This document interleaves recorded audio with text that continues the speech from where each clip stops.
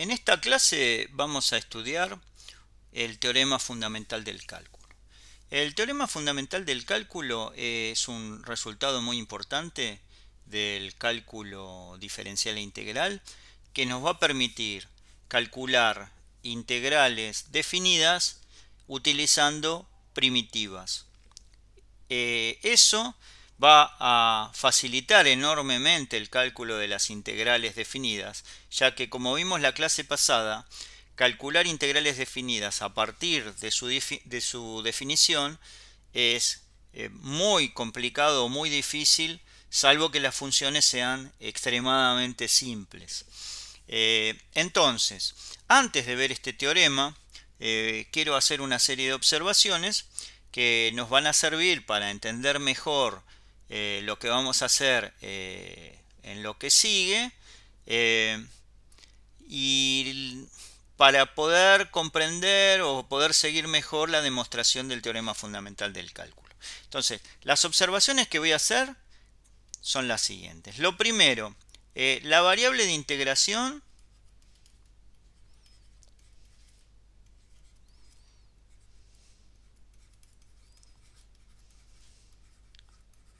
se dice que es muda.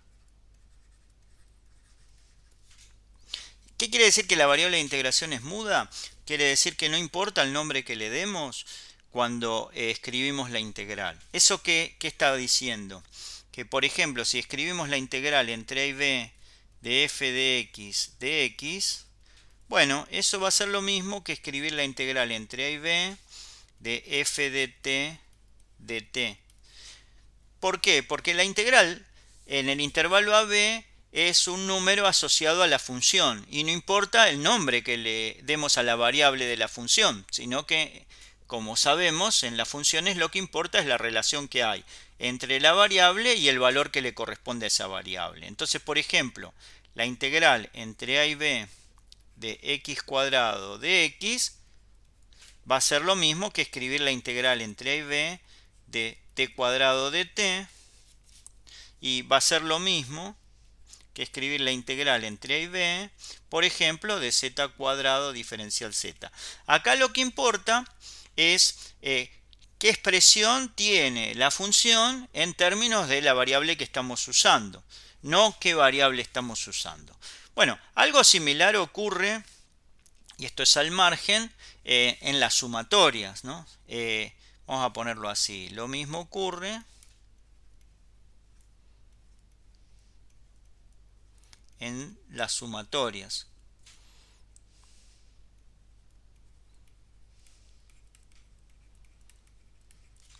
¿Por qué? Porque sería lo mismo escribir la suma de igual 1 hasta n de i cuadrado, por ejemplo, que la suma de j igual 1 a n de j cuadrado. Es decir, no importa cómo llamemos al índice, lo que importa es qué relación hay entre el índice y el término y entre qué y qué están sumando. La segunda observación que quiero hacer es la siguiente.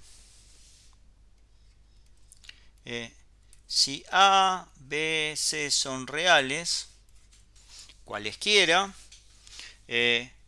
la integral entre A y B de f de x va a ser lo mismo que la integral entre A y C de f de x más la integral entre C y B de f de x de x.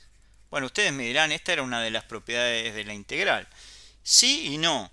Esta igualdad la vimos en el caso en que el c sea un número que se encuentre entre a y b. Pero ahora no estamos diciendo nada respecto del a, b y c. Por ejemplo, el número b podría ser menor que el c y menor que el a. O podría haber cualquier otro tipo de relación entre a, b y c. Entonces, yo voy a decir lo siguiente. La igualdad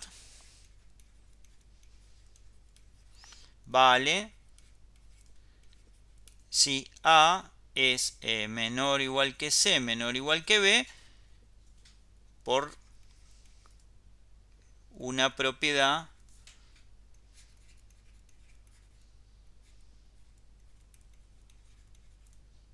vista. Pero la idea es que también vale no importando qué relación cumplan el A, B y C. Sigue válida.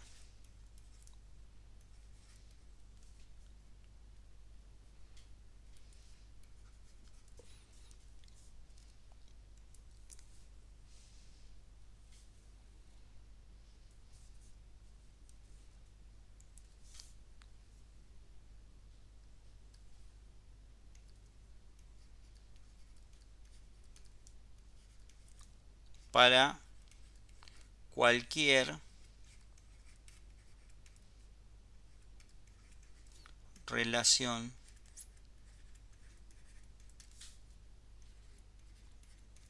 entre A, B y C. ¿Y esto por qué? Ahora vamos a verlo, ¿no? Supongamos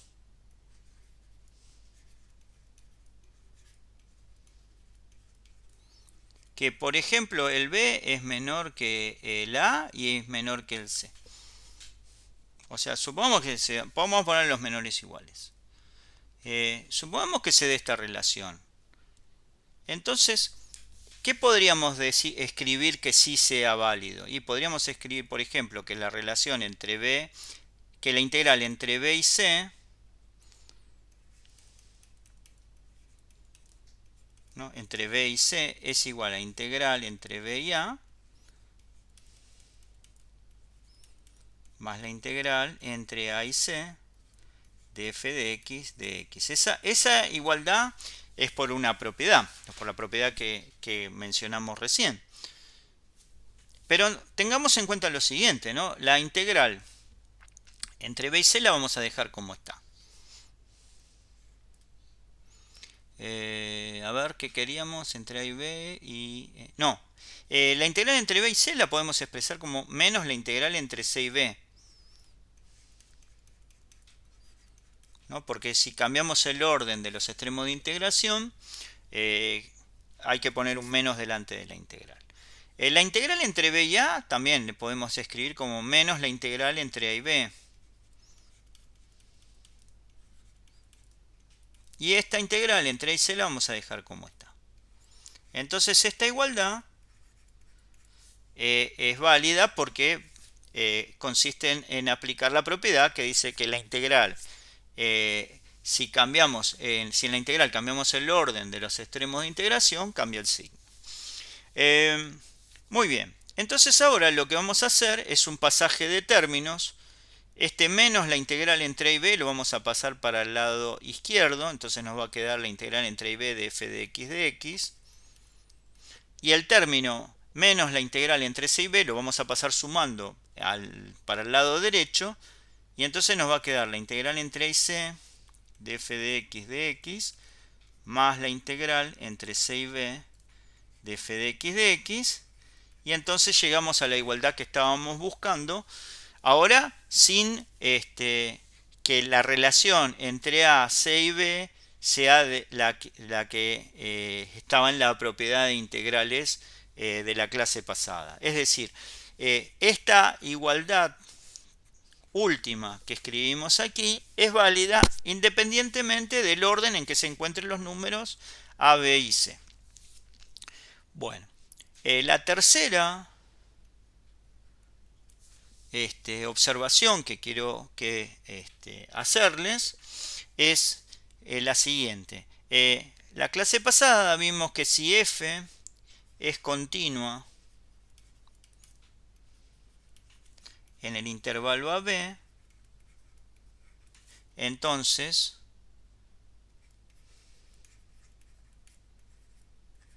existe un C en ese intervalo tal que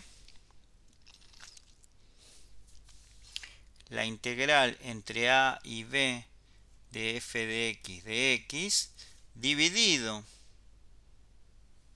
B menos A es f en C. Teorema del valor medio. Bueno, vamos a hacer lo siguiente.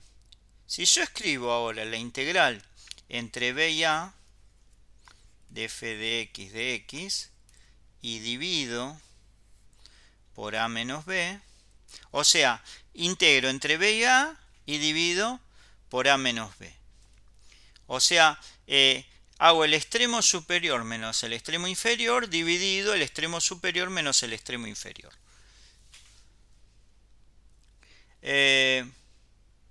Entonces, eso podríamos decir que es menos la integral entre a y b de f de x. Y acá podríamos sacar un menos factor común y invertir el orden en la resta. Entonces nos quedaría esto. Ahora, ¿qué pasa? Este menos se cancela con este menos. Y entonces nos queda que esto es igual a la integral entre a y b de f de x dividido b menos a. Y eso es f en c. Quiere decir que en el teorema del valor medio, no importa si el a es menor que el b o si el b es menor que el a, porque en cualquiera de los dos casos el cociente nos da el valor de la función en algún punto que se encuentre entre el a y el b. Es decir que lo que podríamos afirmar es que la integral entre a y b de f de x dividido b menos a es f en c con c entre a y b, independientemente ahora de si el a es más grande o más chico que el b. Eso es útil porque eso nos va a evitar tener que, al encontrarnos con un cociente como este, tener que considerar el caso en que a sea menor que b o que b sea menor que a. Simplemente vamos a poder decir que la integral entre a y b de f de x dividido b menos a es el valor de la función en algún punto entre a y b. Por supuesto, esto si la función f es continua en el intervalo de extremos a b. Muy bien. Hechas estas observaciones, vamos a ver un ejemplo que también nos va a permitir entender mejor unas definiciones que vamos a hacer más adelante. Entonces vamos a tomar esto como ejemplo. Vamos a considerar la función f de x igual x para todo x real. Y vamos a definir esta función.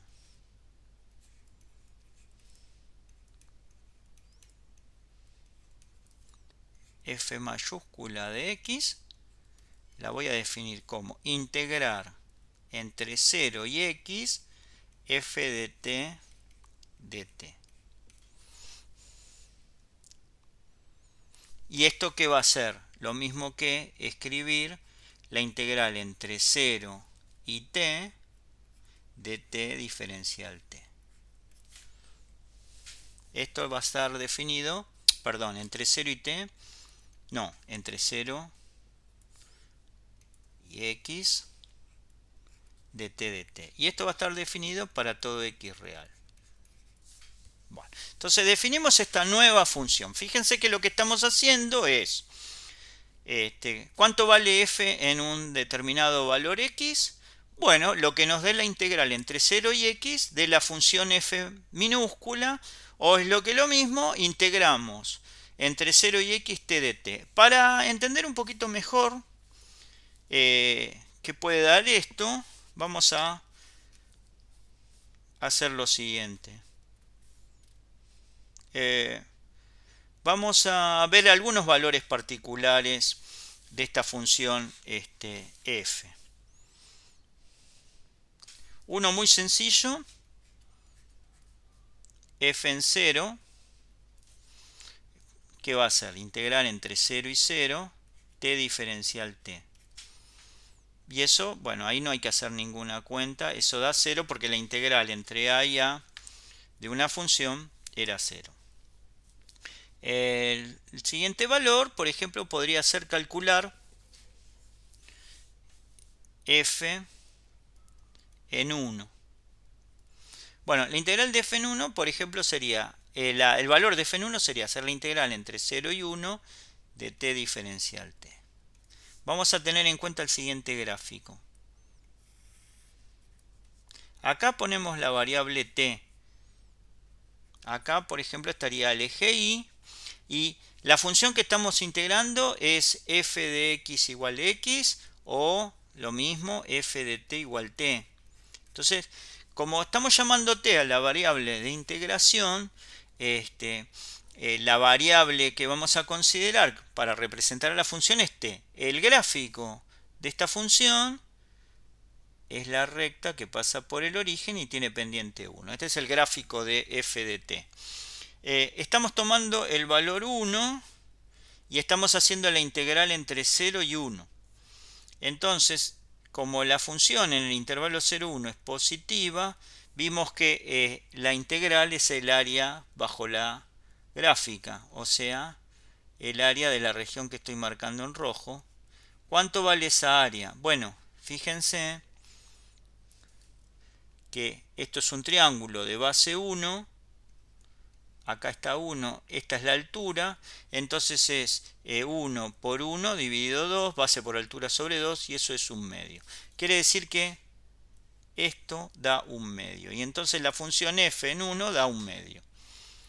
Supongamos que ahora quiero calcular f en menos 2. Eso sería la integral entre 0 y menos 2 de t de t. Y para calcular esta integral ahora vamos a volver a hacer una consideración geométrica. Hagamos otro gráfico nuevamente. Aquí se encuentra t, acá se encuentra y. El gráfico de la función es este. Acá tendríamos el menos 2. ¿Y qué pasa? La integral entre 0 y menos 2 es menos la integral entre menos 2 y 0. ¿Cómo puedo calcular la integral entre menos 2 y 0? Bueno, como la función entre menos 2 y 0 es negativa, la integral entre menos 2 y 0 es menos el área que estoy marcando. Aquí la altura es 2,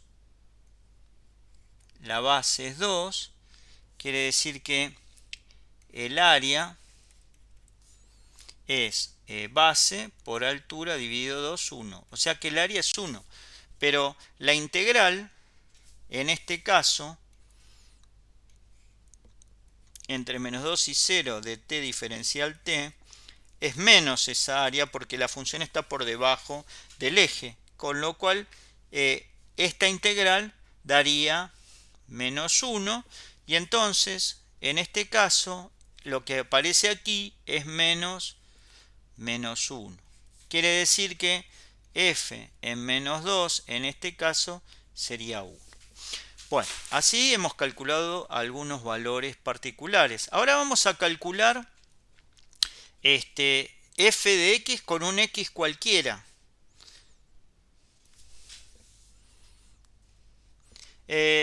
Como vimos, de acuerdo a si el valor x es positivo o negativo, la función hay que calcularla de una u otra manera. O sea, hay que tener en cuenta si el gráfico está por arriba o por debajo del eje x. Entonces vamos a considerar dos casos.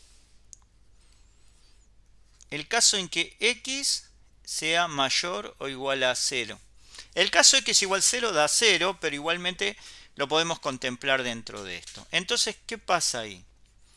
Fx es la integral entre 0 y x de t de t. Y si vamos a un gráfico, este es el eje t, el eje y, el gráfico de la función es la recta esta que tenemos acá. Es como que estamos tomando un x mayor o igual a 0, entonces se encuentra de este lado. f de x es x, o sea que acá también tendríamos x. Quiere decir que esta altura es x y esta base es x. Y entonces la integral es el área bajo la curva.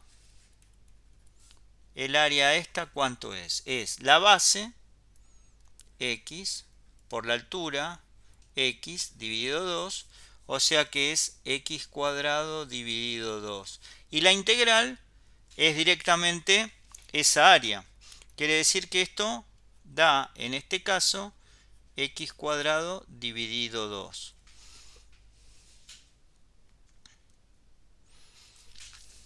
Vamos al caso en que x es negativo. Entonces fx es la integral entre 0 y x de t de t, pero el x es negativo, entonces vamos a poner un menos y vamos a invertir el orden de los extremos de la integral. ¿Por qué? Porque para interpretar y geométricamente la integral, el extremo inferior tiene que ser menor que el extremo superior. Entonces, queda esta integral. Volvamos acá. Y volvamos a hacer el gráfico este.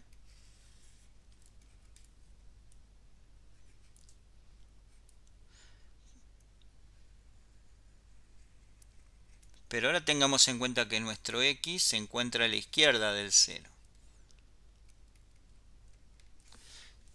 Entonces la integral es menos esta área. A esta área llamémosla a. Y escribamos acá que la integral entre x y 0 de t de t, en este caso, es menos esa área. ¿Cuánto vale la altura de este triángulo? O la base primero. Bueno, es la longitud de este intervalo, pero ojo, el x es negativo. Entonces esto como longitud es menos x. Y lo mismo pasa con la altura. La altura es menos x. Vamos a escribirlo así.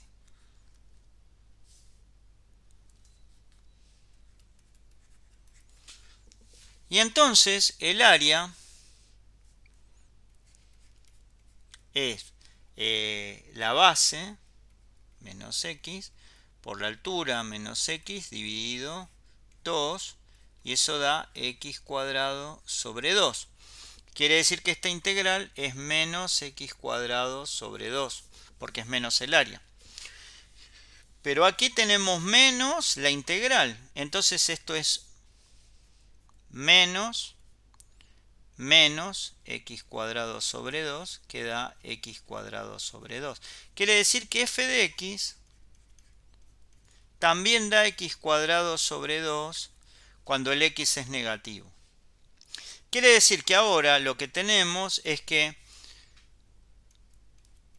esta función f de x, que está definida como la integral entre 0 y x de t diferencial t, nos dio x cuadrado sobre 2 para todo x real.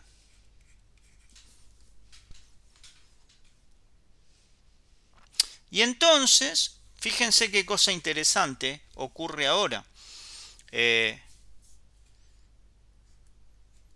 F' de x es x igual a f de x. Quiere decir que en este caso en particular se cumple lo siguiente.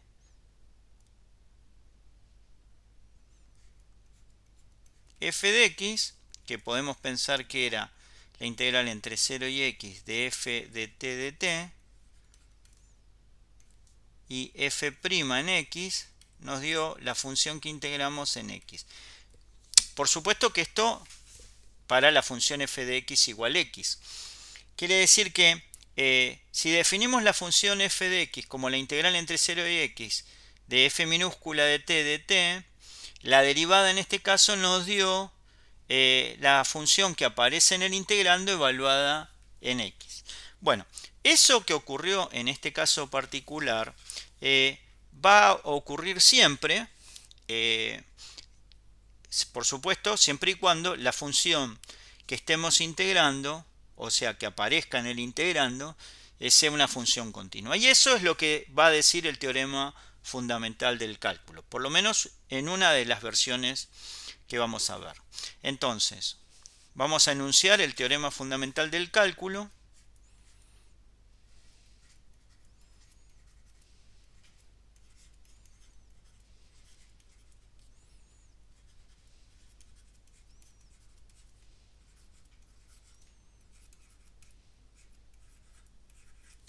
Dice lo siguiente: sea f definida en el intervalo abierto a b a los reales y vamos a suponer continuo. O sea, esta función f es continua en el intervalo abierto a b. Vamos a tomar un c cualquiera en el intervalo AB. O sea, tomamos cualquier c y definimos o definamos la función phi de x como la integral entre c y x de f de t de t. En el ejemplo que hicimos, el intervalo AB eran todos los reales, el c era el 0 y f de t era t. Bueno, acá estamos tomando un intervalo abierto cualquiera, suponiendo que la función que aparece, que estamos que consideramos en ese intervalo es continua. Tomamos cualquier c en el intervalo AB y definimos esta función. Y esto estaría definido para todo x en el intervalo AB. O sea, esta integral tiene sentido cualquiera sea el x en el intervalo AB, porque la función es continua en ese intervalo AB y entonces la integral existe. Entonces,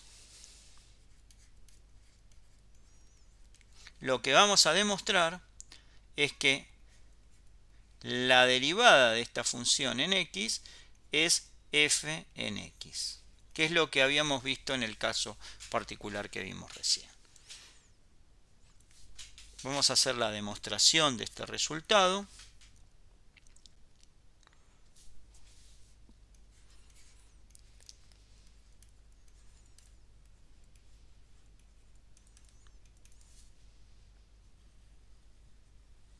Bueno, la demostración de este resultado va a ser probar que la derivada de la función phi existe para cualquier x. Digamos, esta derivada vamos a demostrar por definición que existe. Entonces, para poder demostrar que existe phi' en x, primero tendríamos que ver qué pasa con el cociente incremental y luego ver que el límite de ese cociente incremental da el valor f de x. Entonces vamos a fijar un x en el intervalo AB y vamos a ver qué pasa con el cociente incremental phi en x más h, phi en x, todo esto dividido h. Por supuesto, tomando un h que no sea nulo, ¿no? Entonces, la phi en x más h, por definición, es la integral entre c y x más h de f de t de t. A esto le restamos la phi en x, que es la integral entre c y x de f de t de t, y todo esto lo dividimos por h.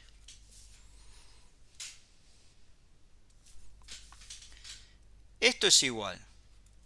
Integral entre c y x más h la podemos partir en la integral entre c y x, f de t de t, más la integral entre x y x más h. Eso lo vimos al principio. La integral entre el número, entre este extremo inferior y el extremo superior, la partimos como suma de dos integrales, donde el extremo superior de la primera coincide con el extremo inferior de la segunda. Y a eso le tenemos que restar la integral entre c y x de f de t de t. Y todo esto tenemos que dividirlo por h. Acá estamos usando la observación que hicimos donde no importa los números a, b y c, en qué orden se encuentra. Eso nos evita tener que hacer consideraciones si el h es positivo y entonces x más h es mayor que x, o el h es negativo y entonces x más h es menor que x.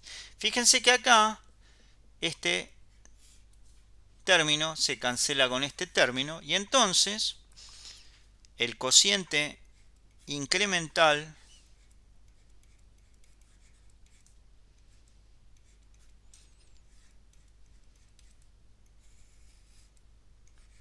queda escrito como la integral entre x y x más h de f de t de t dividido h.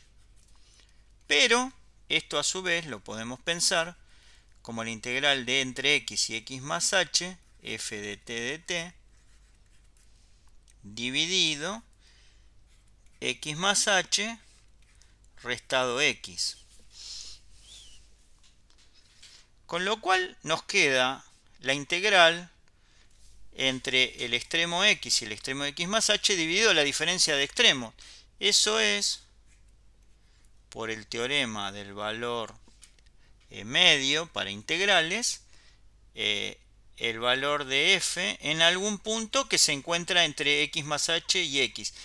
Ese punto lo vamos a llamar c y es un c de h en realidad porque depende de quién es h. C de h entre x y x más h. ¿Qué es lo que me habilita a usar el teorema del valor intermedio? Es que f es continua.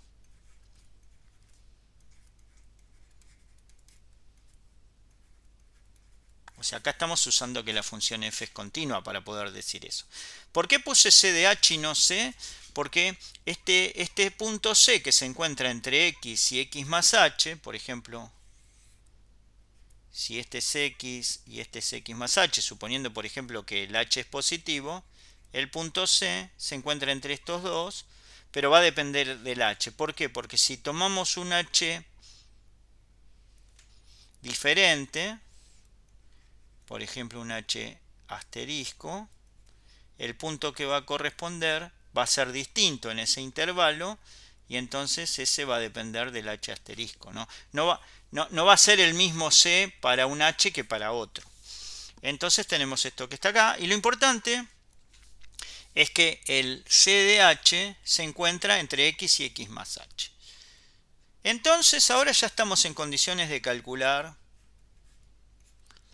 phi' en x. Phi' en x es el límite para h tendiendo a 0 de phi en x más h menos phi en x dividido h. Eso va a ser el límite para h tendiendo a 0 de f en c de h.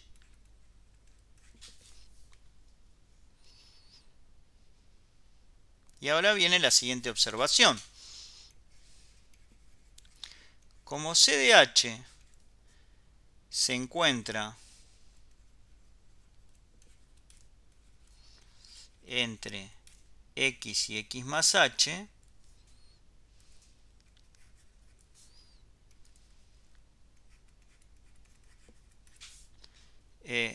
c de h tiende a x si h tiende a 0, ¿no? Porque se encuentra, por ejemplo, si lo miramos aquí, el c de h es un punto entre x y x más h. A medida que el h se hace más chiquito, el c de h va acercándose cada vez más al x. Y lo mismo pasaría si el h fuese negativo, ¿no? Entonces, por un lado tenemos que el c de h tiende a x, si h tiende a 0. Entonces, el límite para h tendiendo a 0 de f en ch sería, haciendo un cambio de variable y llamando z, por ejemplo, a ch, sería lo mismo que el límite para z tendiendo a x. ¿Por qué? Porque ch, cuando h tiende a 0, el ch tiende a x, ¿no? Entonces, si z es ch, esto es lo mismo que el límite para z tendiendo a x de f de z, pero la función f continua. Entonces, como la función f es continua, esto da f de x. Quiere decir que si tenemos en cuenta todo esto, llegamos a la conclusión de que este límite que aparece aquí es f de x. ¿Qué es lo que queríamos probar? Que f' de x es f de x. Quiere decir que esta función, phi de x, tiene por derivada a la función f de x, donde la función f es la cual aparece en el integrando. Entonces, aquí culmina la demostración del teorema fundamental del cálculo, por lo menos en esta versión. Ahora vamos a ver otra versión del teorema fundamental del cálculo.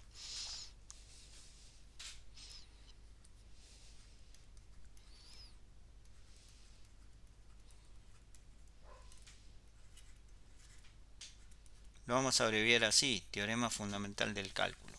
En esta primera versión, la función f,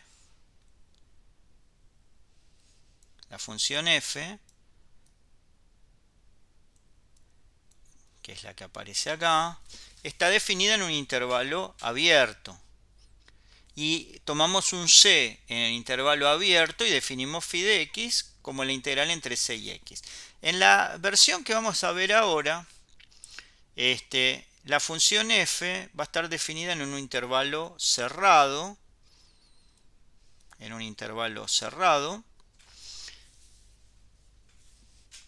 AB, y no vamos a tomar un c en el intervalo S, sino que c va a ser A. Es decir, en esta versión vamos a considerar f, que va del intervalo AB a R, continuo, y vamos a definir phi de x como la integral entre a y x de f de t dt. Pero ahora esta función está definida para x en el intervalo abierto cerrado a b. La conclusión que vamos a sacar ahora es la siguiente. Entonces, esta phi es continua en el intervalo cerrado a b y derivable en el intervalo abierto a b, y además lo que vamos a probar es que phi' de x es f de x para todo x en el intervalo abierto a b. Ahora, como el intervalo es cerrado, no vamos a hablar de la derivada de phi en a ni en b, pero sí vamos a ver que es continua en a y también en b. La demostración no va a ser muy complicada si nos basamos en el teorema anterior. En realidad lo vamos a deducir del teorema anterior de la siguiente manera.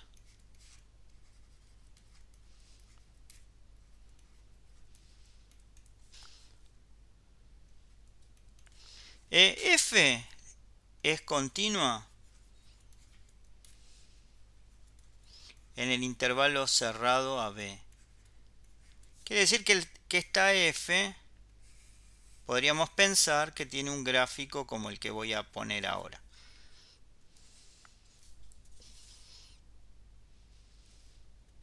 En A tiene un determinado valor, en B tiene otro determinado valor, la función es continua en todo el intervalo.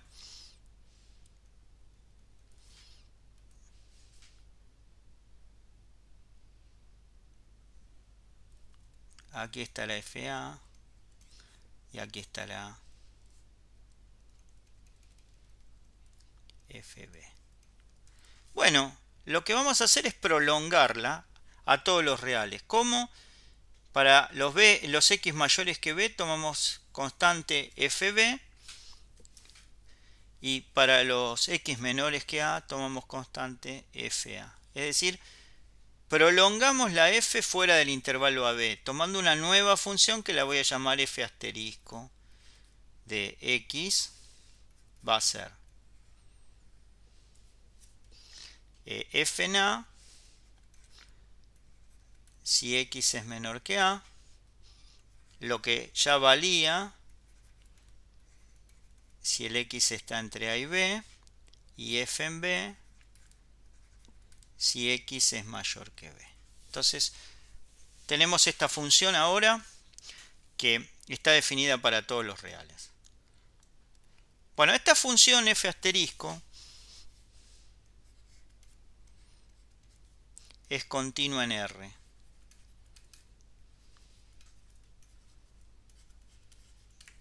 ¿Por qué? Porque era continua en el cerrado y eso quiere decir que el límite para x tendiendo a por derecha es f en a y el límite para x tendiendo a por izquierda también es f en a porque es constante y lo mismo pasa en b. Entonces esta función va a ser continua en todos los reales. Entonces ahora tengo una función que está definida en todos los reales. Entonces defino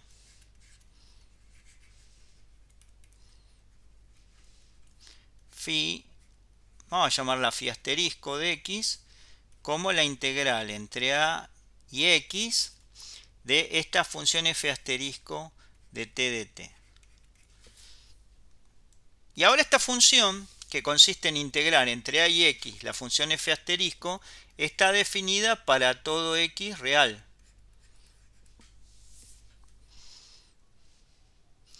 Como esta que está aquí adentro es continua,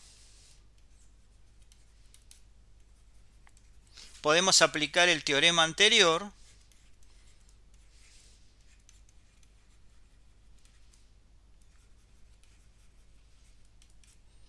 y decir, bueno, esta función va a tener derivada en todos los x y va a ser igual a f asterisco de x. Estamos aplicando el teorema que acabamos de ver en el intervalo abierto a b, pero ahora ¿qué pasa? La función es continua en R, es como tomar el intervalo menos infinito infinito. Bueno, entonces esta función es continua para cualquier x real. Y entonces ahora tengamos en cuenta lo siguiente. Que phi de x asterisco da lo mismo que phi de x, que es la que habíamos definido originalmente, si el x está definido o está en el intervalo cerrado a b. ¿Por qué? Porque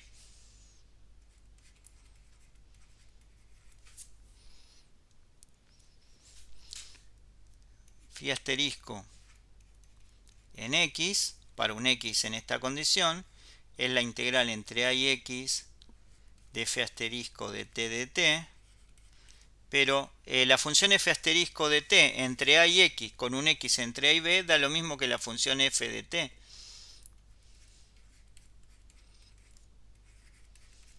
Y eso es lo que habíamos llamado originalmente phi de x. Quiere decir que la función phi asterisco de x y la función phi de x coinciden cuando el x se encuentra entre a y b. Por lo tanto, esta phi es continua en AB. ¿Por qué? Porque coincide con una función que es continua y derivable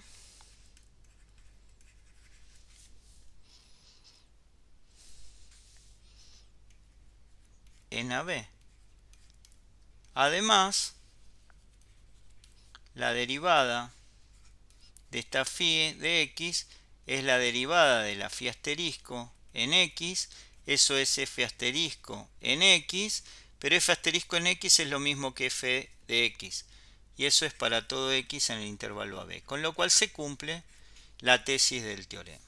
Entonces, tenemos dos versiones del teorema fundamental del cálculo. Uno para intervalos abiertos y otro para intervalos cerrados. Muy bien.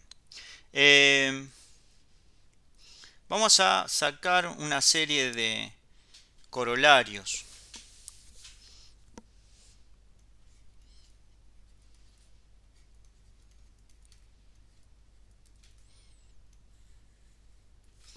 El primero es que si f es continua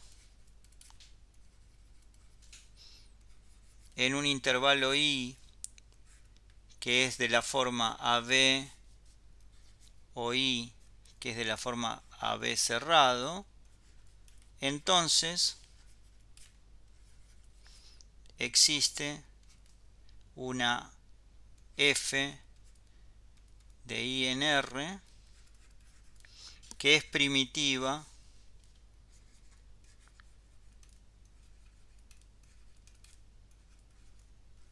de f.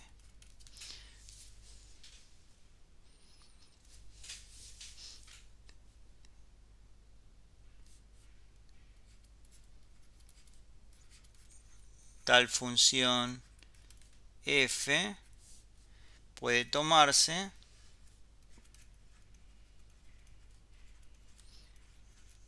como la función phi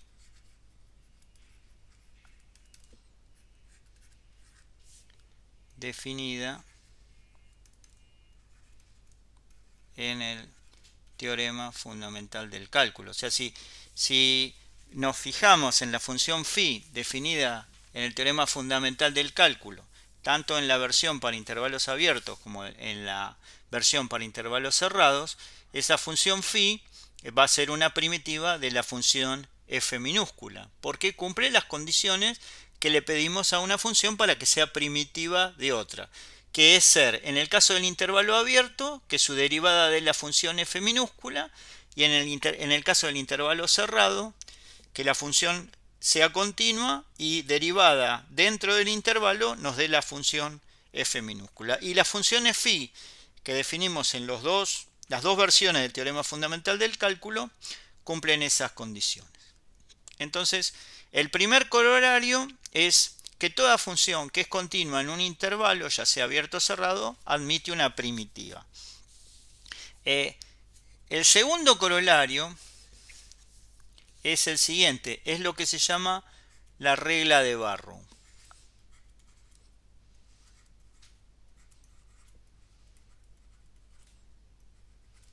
La regla de Barrow nos va a permitir calcular integrales definidas a partir de primitivas. Entonces vamos a enunciar la regla de Barrow, teorema.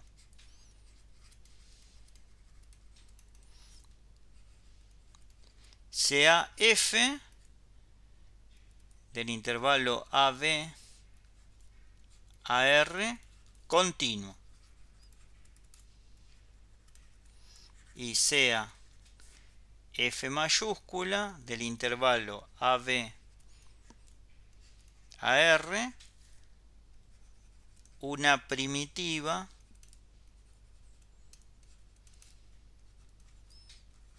de f. Entonces, la integral entre a y b de f de x es f en b menos f en a. Es decir, si tenemos que integrar la función f minúscula de x entre a y b y esa función es continua, para calcular el valor de esa integral definida, basta con encontrar una primitiva de esa función y evaluarla en b y restarle lo que da esa función evaluada en a. O sea que calcular integrales definidas ahora se reduce a encontrar una primitiva de la función y hacer después la evaluación en los extremos de integración y restarlos. La demostración es la siguiente.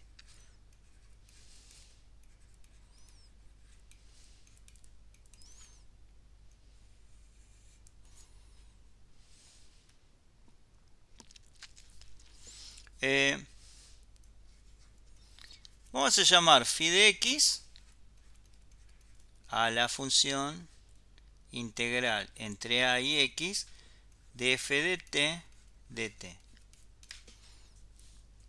Vimos que esta phi es continua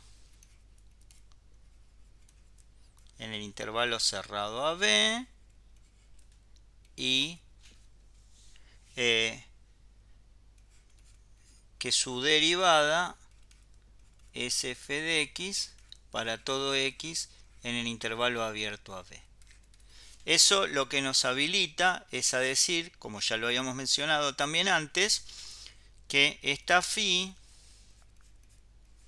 es primitiva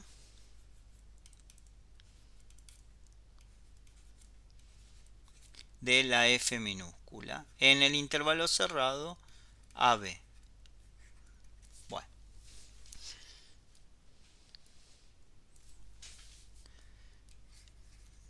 Como esta f mayúscula también es primitiva,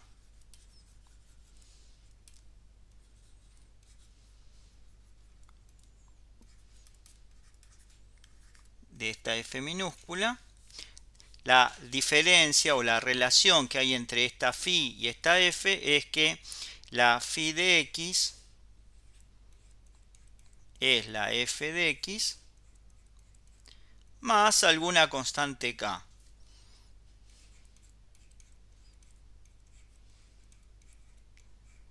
O sea que la relación entre una función y la otra es una constante.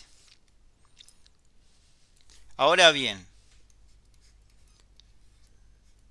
phi en 0 es la integral entre 0, phi en a es la integral entre a y a de f de x o f de t, vamos a poner mejor.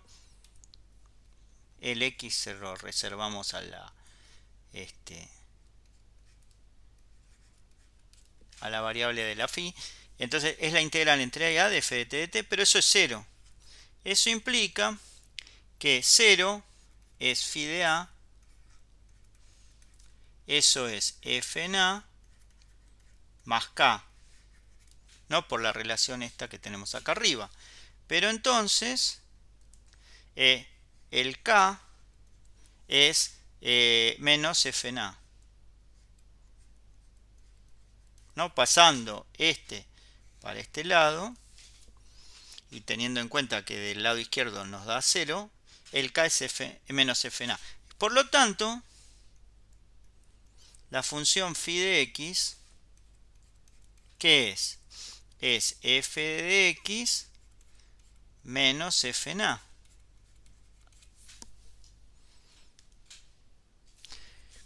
Por otro lado, queda phi en b. Phi en b es la integral entre a y b de f de t de t. ¿Eso qué implica? Que la integral entre a y b de f de t de t es f en b menos f en a. Porque esto que está aquí, por esto que dice acá, es phi en b. y ahí llegamos al resultado que queríamos, ¿no? La integral entre a y b de la función f es f de b menos f de a. No importa después si a esta x la llamamos x, z, esta t la llamamos x, z o w. Entonces ahí terminó el teorema que demuestra la regla de Barrow. Es decir, que las integrales definidas de funciones continuas se pueden calcular utilizando primitivas. Vamos a ver algunos ejemplos.